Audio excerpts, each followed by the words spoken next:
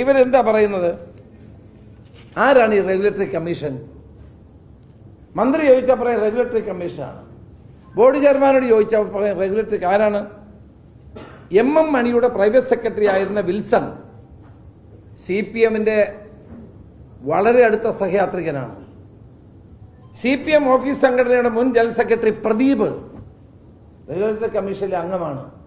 TK ജോസിനെ നമുക്ക് വിടാം, അദ്ദേഹം IAS ഉദ്യോഗസ്ഥനാണ്. ഈ പ്രദീപിന്റെ മറ്റൊരു കാര്യമുണ്ട്. അദ്ദേഹം ഡെപ്യൂട്ടി ചീഫ് എഞ്ചിനീയർ ആയിരിക്കുമ്പോഴാണ് ആര്യാടൻ മുഹമ്മദിന്റെ കാലത്തെ എഗ്രിമെന്റ് തയ്യാറാക്കിയ വ്യക്തി ഈ പ്രദീപാണ്. ആ പ്രദീപ് കമ്മീഷൻ അംഗമായപ്പോൾ അദ്ദേഹം ഈ കരാർ റദ്ദാക്കാൻ പറയുന്നു. നിങ്ങൾ ആലോചിച്ച് നോക്കണം.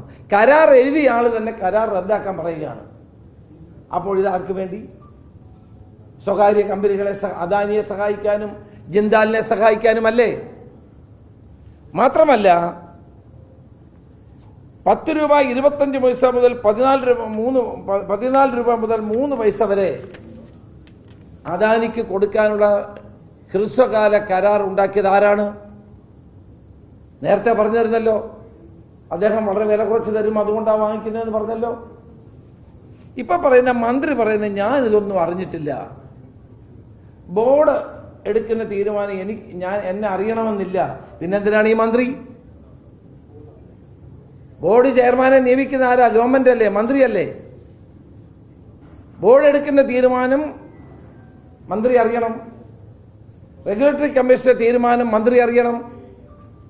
വൈദ്യുതി നിരക്ക് വർദ്ധിപ്പിക്കാനുള്ള അന്തിമ തീരുമാനം എടുക്കുന്ന മുഖ്യമന്ത്രിയുമായി ചേർന്നുള്ള ചർച്ചയ്ക്ക് ശേഷമാണ്. മുഖ്യമന്ത്രി അറിഞ്ഞില്ലേ? ഗവൺമെന്റ് അറിഞ്ഞില്ലേ?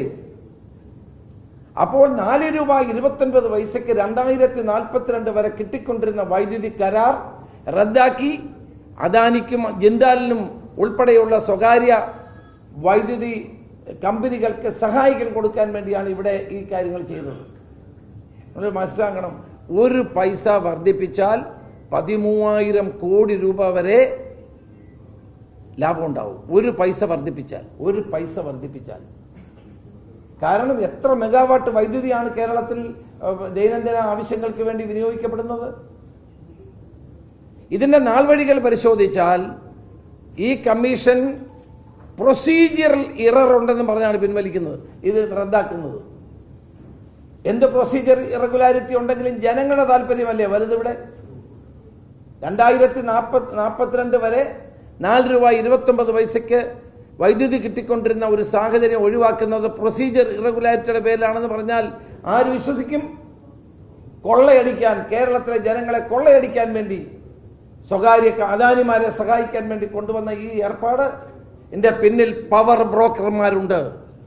വലിയ പവർ ബ്രോക്കർമാർ അധികാരത്തിന്റെ ഇടനാഴികളിലുണ്ട്. അവരാണ് ഇതിന്റെ പിന്നിലുള്ളത്. ഇതൊന്നും ഞാൻ അറിഞ്ഞില്ല എന്ന് പറഞ്ഞ മന്ത്രി, അതാണ് ഞാൻ മന്ത്രിയെ പരസ്യ സംവാദത്തിന് വിളിച്ചത്. ഞാൻ വീണ്ടും ആവർത്തിക്കുന്നു, മന്ത്രി കൃഷ്ണൻകുട്ടി ഒരു പരസ്യ സംവാദത്തിന് തയ്യാറുണ്ടോ? ഞാൻ അദ്ദേഹത്തെ വെല്ലുവിളിക്കുകയാണ്. നിങ്ങൾ മനസ്സിലാക്കണം, ഇത് വന്നു ചേരുന്ന പാവപ്പെട്ട ജനങ്ങളുടെ തലയിലാണ് ഇത് വന്നു ചേരുന്നത്. ഇപ്പോൾ ഈ കേസ് എവിടെയാണെന്ന് അറിയാമോ? ഇതിന്റെ നാൾവഴികൾ പരിശോധിച്ചാൽ റെഗുലേറ്ററി കമ്മീഷൻ ഇത് റദ്ദാക്കുന്നു.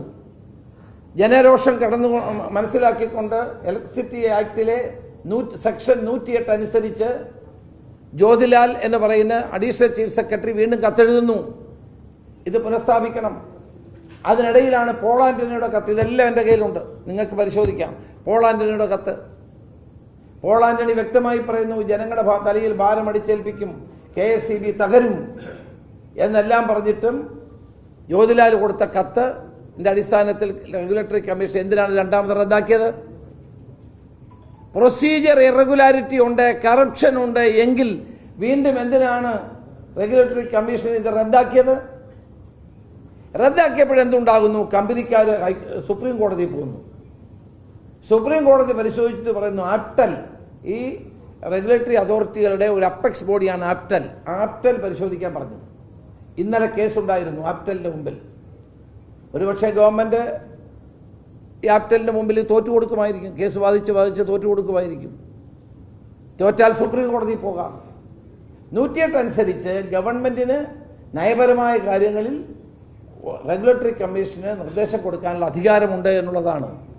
പൊതുജന താൽപര്യമനുസരിച്ച് സെക്ഷൻ 108 ഓഫ് ഇലക്ട്രിസിറ്റി ആക്ട് അനുസരിച്ച് ഈ നിർദ്ദേശം കൊടുക്കാനുള്ള അധികാരം നിലനിൽക്കുമ്പോൾ ആ അധികാരം ഉപയോഗിക്കണം.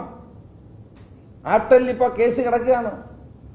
ആ കേസ് വരുന്നത് വരെ വേണമെങ്കിൽ അവർക്ക് വൈദ്യുതി ചാർജ് വർദ്ധിപ്പിക്കാതിരിക്കാമായിരുന്നു. അത് ചെയ്തില്ല.